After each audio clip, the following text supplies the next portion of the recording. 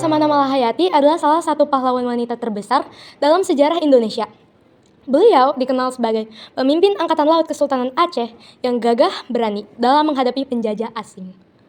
Sebagai wanita yang menyandang gelar Laksamana, beliau memimpin pasukan serta Angkatan Lautnya sendiri dan berhasil mengalahkan musuh dalam berbagai pertempuran laut yang sengit. Keberanian dan kecerdasannya dalam strategi perang menjadikannya sosok yang disegani, bahkan oleh lawan-lawannya. Atas jasa dan pengorbanannya dalam mempertahankan tanah air, Laksamana Malahayati dianugerahi gelar pahlawan nasional Indonesia pada tahun 2017. Kisahnya adalah bukti bahwa kepemimpinan dan keberanian tidak mengenal batas gender.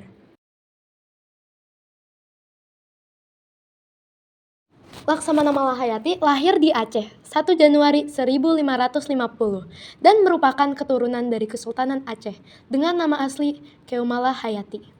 Keu Malahayati memiliki cita-cita seperti kakek dan ayahnya untuk menjadi seorang laksamana dan seorang pelaut. Ayah dan kakeknya merupakan laksamana Angkatan Laut Kesultanan Aceh. Ayah Keu Malahayati bernama Laksamana Mahyud Syah dan kakeknya bernama Laksamana Muhammad Syahid Syah. Saat usianya mulai dewasa, Keu Malahayati melanjutkan pendidikan dari sekolah agama di Meusana, Rangkang, dan Dayah di bidang militer di Akademi Baitul Maqdis. Keu Malahayati memilih untuk masuk ke jurusan Angkatan Laut. Keu Malahayati dilatih oleh instruktur dari Turki selama berlatih di Baitul Maqdis. Keu Malahayati pun menikah dengan Laksamana Tuanku Mahmudin bin Said Al-Latiyaf. Namun, suami Keu Malahayati gugur dalam pertempuran antara armada Laut Aceh dengan Portugis di Teluk Haru.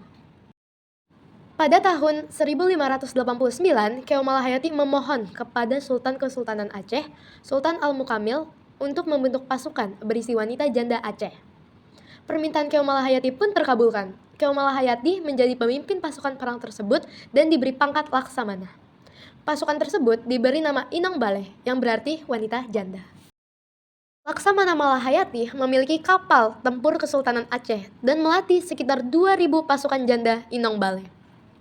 Laksamana Malahayati juga membangun benteng dengan meriam untuk melawan kapal penjajah. Laksamana Malahayati dan pasukan Inong Baleh melawan negara penjajah di Selat Malaka dan Pantai Timur. Pada tanggal 21 Juni 1599, Laksamana Malahayati dan pasukan Inong Baleh bertempur dengan kapal Belanda yang dipimpin oleh Cornelis de Houtman. Cornelis de Houtman adalah penjelajah Belanda pertama yang menginjak Nusantara untuk membuka jalur perdagangan dengan rempah-rempah. Cornelis de Houtman awalnya diterima Kesultanan Aceh untuk berdagang, namun sikapnya yang dianggap menghina Sultan Aceh memicu sebuah pertempuran. Laksamana Malahayati bertemu langsung dengan Cornelis de Houtman. Mereka berdua pun melakukan duel di atas geladak kapal. Laksamana Malahayati menggunakan rencong dalam duel dan berhasil menikam Cornelis de Houtman. Pasukan Inong Baleh berhasil memenangkan pertempuran dan menghancurkan 2 kapal dari Belanda. Frederik de Houtman pun tertangkap oleh Aceh.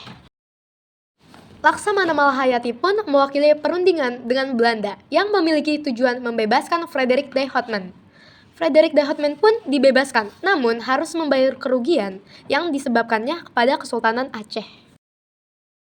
Pada tanggal 30 Juni 1606, Laksamana Malahayati pada usia 56 meninggal dunia dan dimakamkan di Desa Lamre, Tanjung Rueng Raya. Alasan kematiannya tidak tercatat. Inong Baleh pun dibubarkan pada tahun 1606 dikarenakan meninggalnya Laksamana Malahayati dan berakhirnya perlawanan melawan penjajahan Portugis.